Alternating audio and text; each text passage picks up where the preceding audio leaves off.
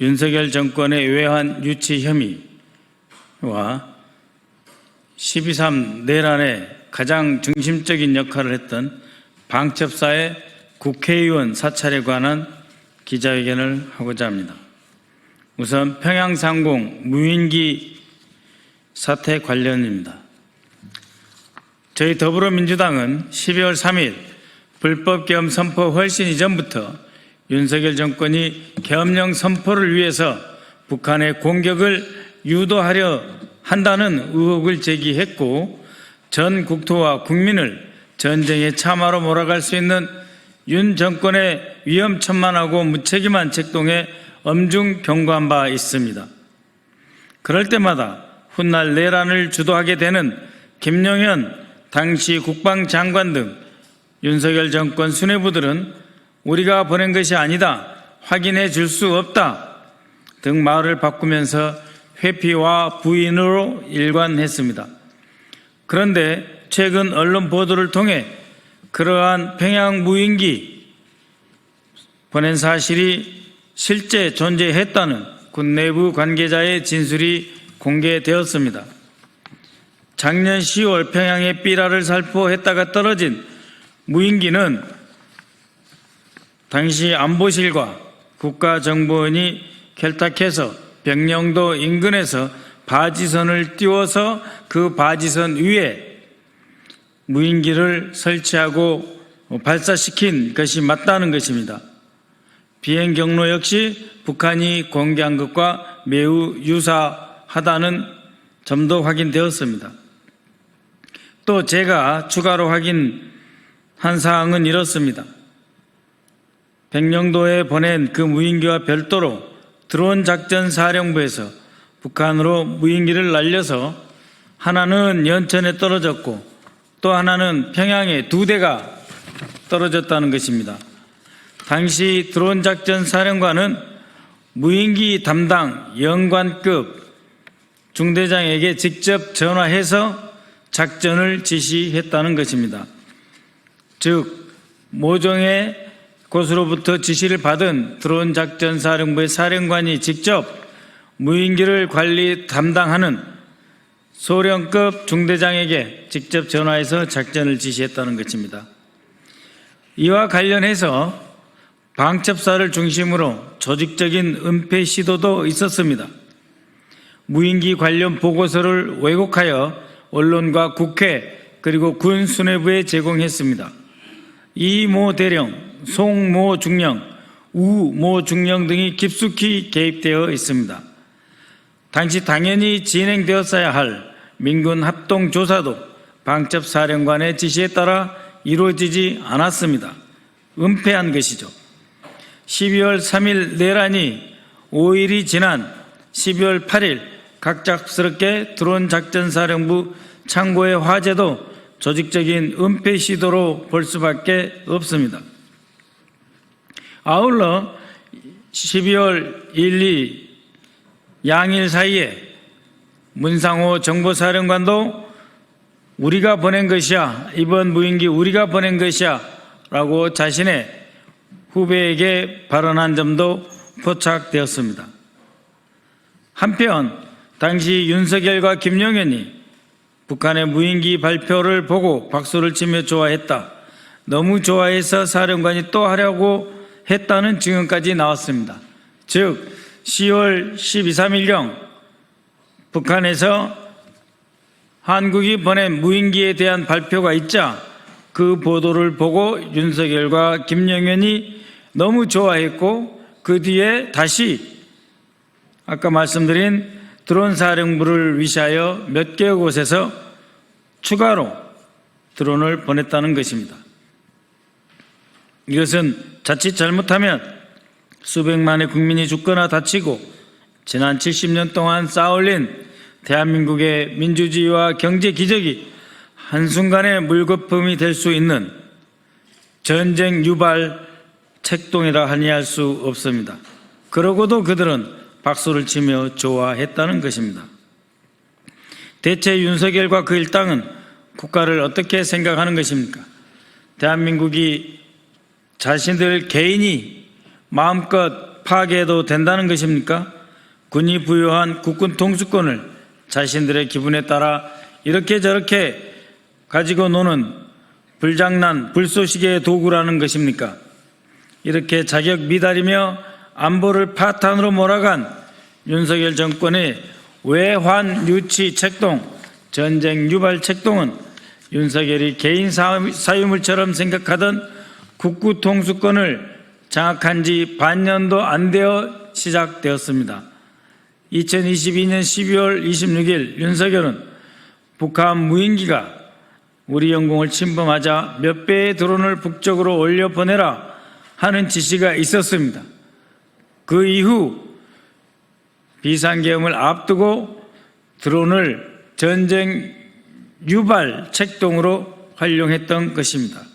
즉 2022년 12월 6일 윤석열의 북한 무인기가 우리 영공을 침범했으니까 일종의 보복행위로 정당한 자위권으로 행사한 그것이 아니고 북한의 공격을 유발해서 전쟁을 일으키려고 하는 비상계엄의 수단으로 드론을 보냈다는 점에 문제의 심각성이 있는 것입니다.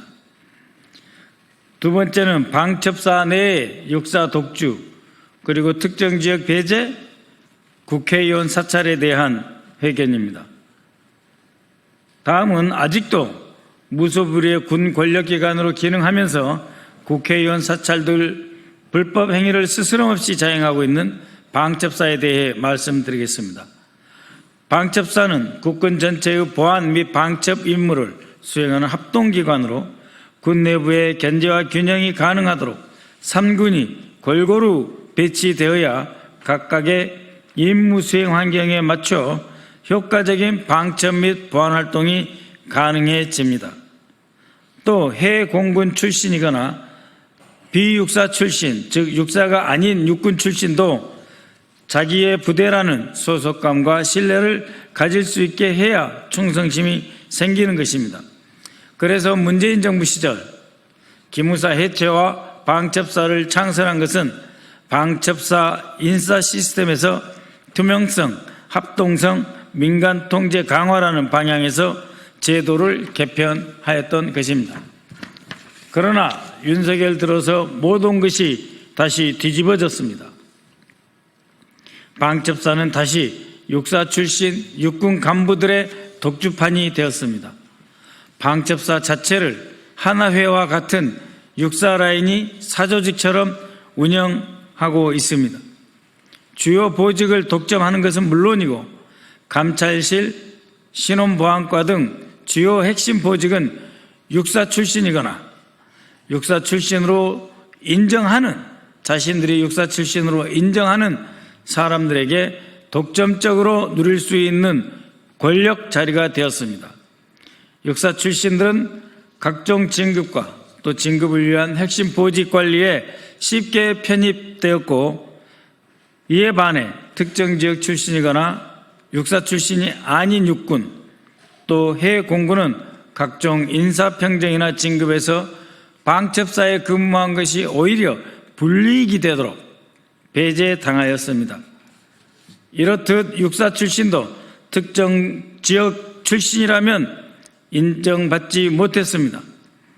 방첩사에 육사 출신이라 하더라도 특정 지역 출신은 오히려 배제되었고 차별받았습니다.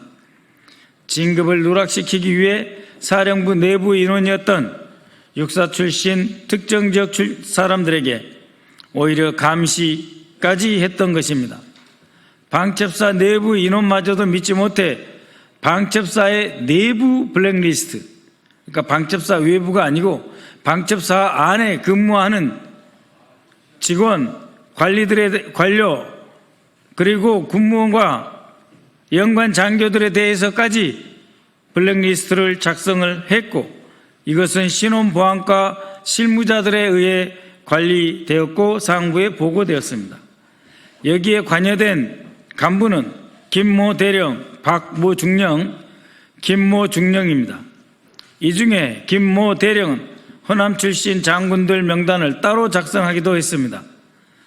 최근 국방부는 자력표에서도 출신지를 추정하지 못하도록 출신 고등학교를 기록하지 않는 방침을 세우고 있습니다.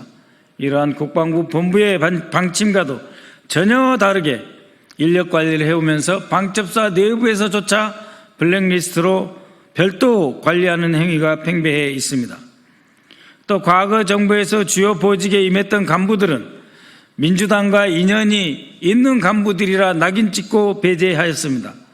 수시로 민주당과 관련이 있을 것으로 의심하였고 그 의심받는 연관 장교들에게 군 블랙리스트를 별도로 작성해서 상부에 동향보고를 하였고 그 동향보고 내용은 용산 대통령실까지 보고되었습니다.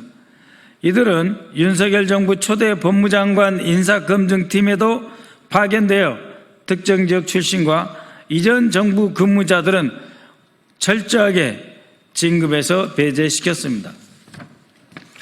첩보 수집은 방첩사령부 내에서뿐만 아니라 육본 등을 통해서도 이루어졌습니다.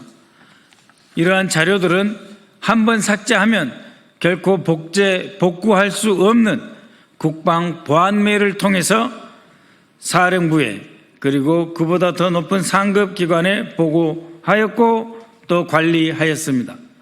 여기에 관여한 간부들은 박 모 대령, 나 모 대령, 안 모 대령, 진 모 대령 등입니다. 중령급 이하에서도 이 모 중령, 김 모 소령 등이 윤석열 임기 말까지 군 내부 군 블랙리스트 작성에 긴밀히 관여됐습니다. 이러한 방첩사의 주요 정보활동과 감시의 결과물은 안보실 현황 대응 TF를 통해서 최상부에 보고되었습니다. 더욱 충격적인 것이 있습니다. 군과 관련해 민간인만이 아니라 국회의원들을 대상으로 사찰을 했습니다. 이들은 12.3 내란 당시에 국회의원을 체포한 뒤 조사하기 위해 예산을 편성하고 국회의원 등에 대한 사찰을 통해 첩보를 수집하고 이를 이용해 민주당 의원들을 탄압하려 했습니다. 특히 국회의 국방위, 정보위, 법사위 소속 의원들을 대상으로 하였으며 개인별 약점을 취합해서 기획총괄과 신원보안과가 협의해서 보고서를 작성하였습니다. 이 일에는 김모 준장, 유모 대령, 김모 중령, 이모 중령 등이 동원되었습니다. 이러한 방첩사 내부의 블랙리스트는 육사라인이 장악한 감찰실 신원보안과 실무자들과 기획관리실 인사관리과를 통해 작성되고 종합되어 보고되었습니다.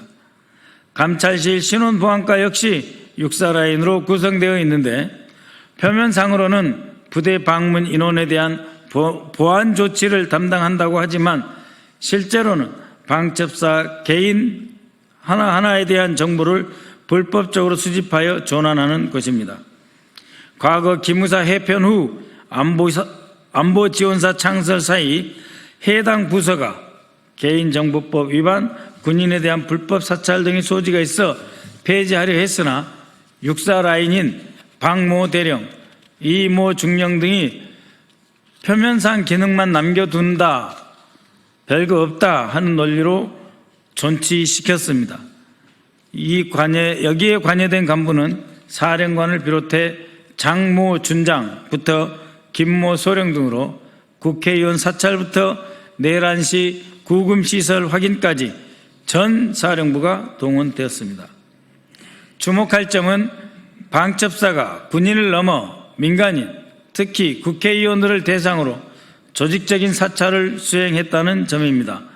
이는 단순한 방첩 차원을 넘어서 민주주의의 근간인 의회의 권력을 군이 불법적으로 감시하고 통제하려 했던 시도로서 명백한 헌정질서 위반이며 불법입니다. 당연히 내란 음모에 해당한다고 할 수 있습니다. 이와 같은 행위는 군의 정치 개입을 금지하는 헌법, 형법, 군형법 등을 위반하는 행위이고 헌정질서를 파괴하기 위한 모의 및 내란 예비죄, 군 보안 업무 범위를 벗어나 불법 민간인 및 정치인 사찰로 군 형법 및 군 보안 업무 훈령 위반, 군 내부 사조직 구성 및 공모한 군 기강문란 행위로 중대한 위법 행위들입니다. 국민 여러분, 이처럼 방첩사의 기강문란과 위법 행위가 가능하게 되었던 이유는 보안사령부 시절부터 내려오는 무소불위의 권력기관이라는 잘못된 엘리트 의식이 있기 때문입니다. 그것이 최악의 형태로 드러난 것 바로 12.3 비상계엄입니다. 방첩사는 12.12, 5.18에 이어 12.3 내란까지 대한민국 쿠데타 3관왕이라는 오명을 스스로 자초하였습니다.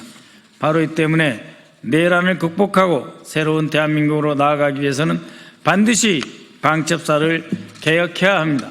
그리고 그 이전에 방금 기자회견에서 밝힌 인원들에 대한 수사가 시작되어야 할 것입니다. 이상입니다.